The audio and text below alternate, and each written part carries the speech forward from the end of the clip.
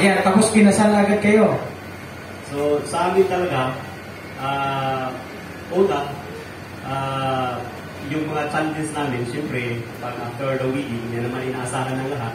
Maglabasa na yung mga negative yung mga karakter, nung kayo'y sure ka pa, hindi pa lumalabas. Pero sa amin naman, nakokontrol namin. Kasi hindi naman kami perfect na family, nag-aaway kami. Pero malayo pa 10 minutes, humihingi na siya ng sorry. Kasi kasalanan niya naman talaga eh. Galing, no? Tama yun, bro. Siya may kasalanan. At ako naman, pag sa tingin ko, ebanin ko, pag hindi siya nagsasalita, alam ko, galit siya, humingi rin ako ng sorry. Okay. Pero, proud din ako sa kanya. Alam mo bakit pareho kami dalawa, may trabaho, pinagpala ng Panginoon. Amen. Pero siya, kapag meron siyang personal na bibilhin, mag-message pa yan sa akin. Oy, Han, nag-save ngayon sa buwan, bibili ako ng ganito. Nagpapaalam sa akin.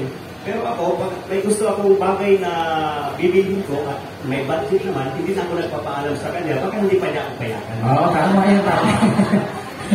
Ganun pala.